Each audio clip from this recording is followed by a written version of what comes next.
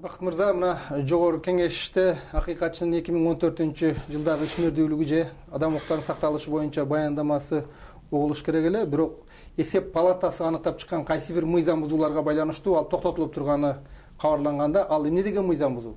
Сиздин ишмердүүлүгүңүздө тагыраак айтканда акыйкатчынын мен иштеп аткан мезгилдеги мезгилге байланыштуу кандайдыр бир тоголок кат жазылган. Ошол тоголок катка жооп кылышып, счетный палатаны текшертишип, бир эмес эки жолу текшерилди. Экинчи жолку текшерүүчү бүтүп атат. Ошол бүтсө, менин оюмча каралат. Баяндаманы кабыл албай жаткан бул бийликти чочула турган жагдай барбы ал жерде? Эмне үчүн ушундай созулуп атат анда? Бул жерде биз акыйкатчынын жылдык баяндамасында өлкөдөгү жалпы атуулдардын укуктарынын, эркиндиктеринин сакталышынын абалы боюнча сөз болот. Ал жерде айрым бир мыйзамдарды одоно бузган же болбосо акыйкатчынын укуктарды калыбына келтирүү боюнча жиберген кайрылуусун четке каккан, укпаган чиновниктердин аттары аталат.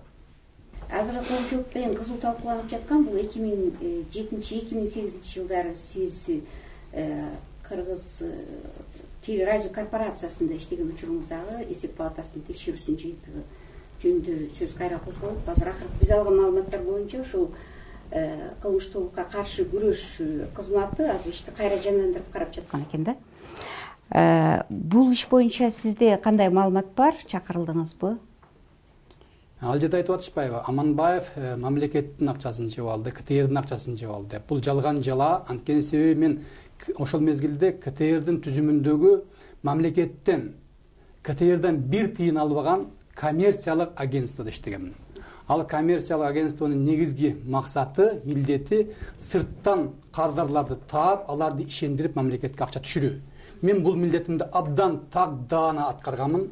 Бирок ошол экономикалык кылмыштуулук боюнча мамлекеттик кызмат ошол 50 миллион сомдун жоголушу боюнча кылмыш ишин ачканы кабарланган да.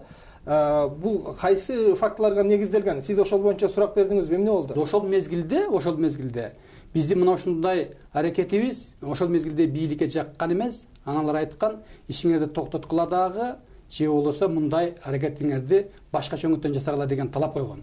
Ошондо биз макул болбой ишти уланта бергенде бизди мыйзамсыз жумуштан алган. Ошондо кылмыш ишин козгой баштаган. Ошондо мен айтканбыз, бир эмес 100 жолу текшергиле деп. Алар кылмыш ишин ачканда эч кандай негиз таба алышкан эмес. Жоопкерчиликке тартуу үчүн. Мен тактайын деген дагы азыркы мынау схема ошол кечки убакта кымбат, күндүзгү убакта арзаныраак болгон ошол схема, ушундай бир иштетилген нерсе. Ошол кезде эле болгон нерсеби же азыр дагы барбы андай нерсе? Анткени КТРКда күндүз деле кечинде деле реклама токтоп калган жери жок да. Ошол мезгилде азыр деле күндүзгүдө реклама аз. Бул бир жагы. Экинчиден, бул ыкма бардык телевидениялар, бардык дүйнөлүк телекомпанияларда колдонгон ыкма. Анткени себеби биз жанагы агенттердин ишин жандандырганда биз ар бир агентке Кыргызстандагы компаниялардын бардыгын бөлүп берип, ар бир компаниянын өзүнүн ишмердүүлүгүнө ылайык рекламалык план түзгүлө деп тапшырма бергенбиз. Ошонун негизинде биз күндүзгү рекламаны күчөткөнбүз. Бакыт мырза, дагы бир тактоочу нерсе да, ар бир жетекчи, жаңы жетекчи келгенде ушул коомдук теле радио компанияда сөз структуралык өзгөрүүлөр болот да. Агенттик дагы ошо сиз келгенден кийин кайра реформаланды. Бул эмне максатты көздөдү эле? Биздин негизги максат ошол жерде КТРди, кара жашыкты коомдук телеканалга айландыруу деген максат менен барганбыз. Аны үчүн бир тыйын берилген эмес. Ал тыйынды табыш үчүн биз болгон күчүбүздү жумшап, ишти мен структуралык, андан кийин системалык, андан ал жердеги функционалдык өзгөртүүлөрдү жүргүзгөн. Абдысатаров айтып атат да, Илим Карпбеков 2000 жылдан берки коррупциялык иштерге каршы күрөш жүргүзүп жатат деп атат да. Азыр сиз айтып атасыз, бизге чейин дагы бар болчуга көңүл бурбай атат деп. Сиз ушул багытта балким сиздин да окууңуз бардыр, сизге чейинки иштерди алып чыгып, балким чын эле ошол коомдук телерадио компаниядагы коррупцияга каршы бир сиз өзүңүз салымыңызды кошорсуз. Бул жерде негизги максат, өзүңүздөр журналист болуп деле билип атпайсыздарбы? Негизги максат коррупцияга каршы күрөш эмес. негизги максат Аманбаевдин кантип оозун жаап, аны жумуштан алып, ордуна башка бир өздөрүнө ылайык адамды алып келүү деген маселе болуп атат. Акыйкатчы институту жогорку кеңештен көз каранды. Ал мындай толук көз карандысыз институт болуш керекпи? Акыйкатчы институт азыр эмнеге муктаж? Бириккен Улуттар уюмунун тарабынан кабыл алган Париж принциптери деген эреже бар. Аны биз Кыргызстан аткарууга милдеттүүбүз. Мына жакында деле биз Кыргызстандын аткаруу бийлигинин, мыйзам чыгаруу бийлигинин өкүлдөрү Бириккен Улуттар уюмунун адам укуктары боюнча кеңешине барып отчет берип келбедиби? Ал жактан бизге сунуш рекомендацияларын топтомой берилди. Ошондо 2 жолу катарынан Кыргызстанга сунуш берип атат. Силер адам укуктары боюнча иш алып барган Акыйкатчы институтунун функционалдык жана финансылык көз карандысызга жеткиргиле деп сунуш берип атат. Демек, бул эл аралык талап. Бирок тилекке каршы биздин мына ушундай талап аткарылбай келет. Мына Кыргызстандагы адам укуктарынын абалына келсек да, азыр кайсы жактарда өзгөчө мына адам укугун бузуулар көп? Бизге былтыркы жылы 16 миңдин тегерегинде арыздаттануу келип түшкөн. Ошонун 60% тартип коргоо органдарынын дарегине келип түшкөн. Соттордун, прокурорлордун, тергөөчүлөрдүн аракеттерине. Анын ичинен эң көбү утурумдук тергөө абактарында отурган атуулардан жана ошолордун жакындарынан келип түшкөн. Педофилия, сексуалдык жактан зордуктоолорго жазаны күчөтүш керек деген дагы сөздөр бар да. Акыйкатчы институт буга кандай карайт? Ошондой кадамга барган адамдарга.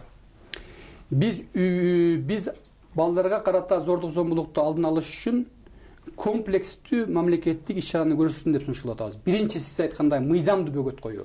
Экинчи административ чараларды көрүү, үчүнчүдөн түшүндүрүү иштерин жүргүзүп атабыз. Убактылуу тергөө абагындагы маселеге кайрылып келсек да, сиз айтып жатасыз, ошол жерде баягы көп мезгилдик мөөнөтсүз, чектөөсүз эле кармалып отурат.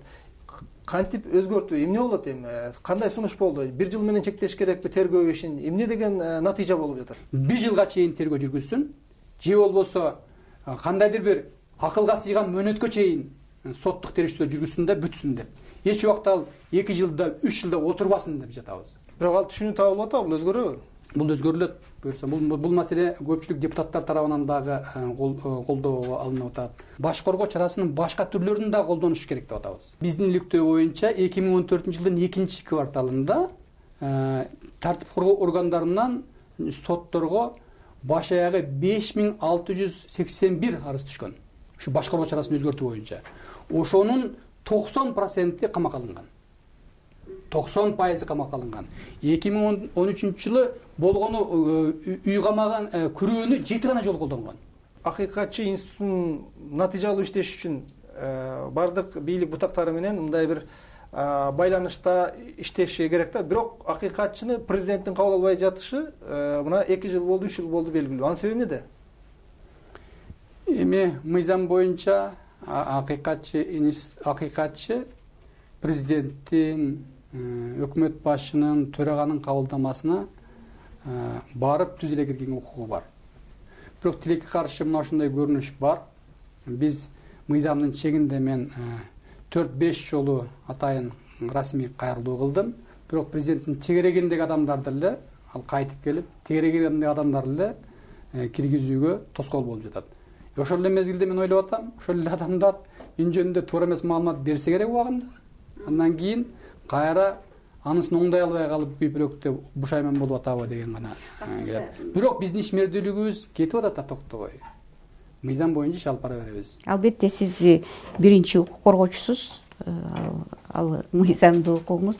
Ошол эле мезгилде жанагындай дооматтар айтылып атат. Ушу саясий өңүтү бар маселе деп болжоп атасыз өзүңүз. Көп учурда мисалы бир саясий себептерди айтканда саясатчылар же болбосо өзүңүзгө окшогон коомдук ишмерлер айтканда бул көндүм шылтоо айта келген сөз катары кабылдашат да. Сиз ушул кандай аракеттерди көрүп өзүңүздүн чындыгыңызды далилдөөнүн жолдорун караштырып атасыз? Кээ бирөөлөр мисалы дүйнөлүк тажрыйбада кызматтан кеткен, таштап коюп андан кийин далилдеген, убактылуу чектеп калган учурлар бар. Мага каршы кароолоодо КТР эч бир мыйзамды бул жакка коюп Кыргыз Республикасынын конституциясындагы тебелеп тепсеп өзү каалагандай бузуп иш алып барып атат. Конституциянын 26-беренесинде мындай деп жазылып турат. Адамды күнөөлүү деп качан айтасың?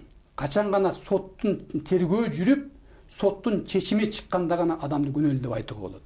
Эгерде кимдир бирөө мына ушул эрежелерди эске албай бирөөнү күнөөлөп караласа, ал сот алдында жооп берет деп жазылган. Мына ушундай деп жазылган. КТРКны сотко бересизби анда? Бирок мен ошол КТРКны сотко берүүгө азыр даярданып жатам. Менин себеби мындан бөлөк жолум жок болуп калды.